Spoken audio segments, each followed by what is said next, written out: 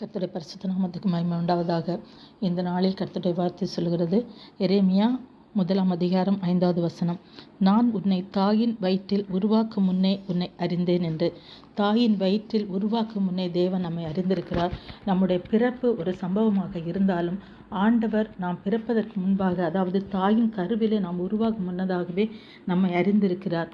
நம்மை என்ன நோக்கத்துக்காக ஆண்டவர் இந்த உலகத்தில் கொண்டு வந்தாரோ அவருடைய சித்தத்தை நாம் செய்து நிறைவேற்ற வேண்டியது நம்முடைய கடமையாக இருக்கிறது. இங்கே மத்தேயு எழுதின சுவிசேஷம் 1 வசனத்தில் பார்க்கும்போது, ஈசாய் தாவீது ராஜாவை பெற்றான் என்று சொல்லப்பட்டிருக்கிறது.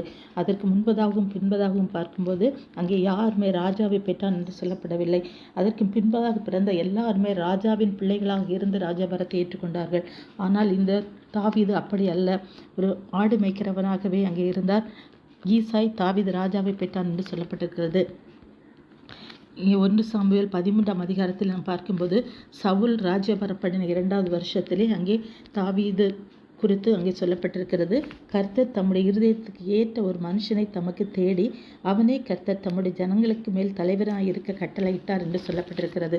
அங்கே சவுல் ராஜ்யபாரம் பண்ணின நாட்கள் 40 வருஷம் என்று அப்போஸ்தலர் 13:21 பார்க்கிறோம். இங்கே தாவீது ராஜ்யபாரத்தை ஏற்றுக்கொண்ட நாள், தாவீது ராஜாவாகும்போது 30 வயதாய் இருந்தான் என்று 2 சாமுவேல் 5:4 நாம் பார்க்கிறோம். அப்போ தாவீது பிறப்பதற்கு 8 வருடத்திற்கு முன்பதாகவே இங்கே தேவன் தாவீதை ராஜாவாக அங்கே அபிஷேகம் பண்ணப்பட்டிருக்கிற தெரிந்து கொண்டதை நாம் பார்க்கிறோம். நம்முடைய வாழ்விலும் நாம் பிறப்பதற்கு முன்பதாகவே நாம் என்ன செய்ய வேண்டும், எப்படி இருக்க வேண்டும் என்று ஆண்டவர் ஒரு திட்டம் வைத்திருக்கிறார். அவருடைய திட்டத்துக்கு நம்மை ஒப்பு கொடுத்து அவருடைய சித்தத்தின்படி நாம் வாழும்போது கர்த்தர் நம்முடைய வாழ்க்கையிலும் பெரிதான காரியங்களை நமக்கு கட்டளையிடுவார். கர்த்தர் நம்மை ஆசீர்வதிப்பாராக. ஆமேன்.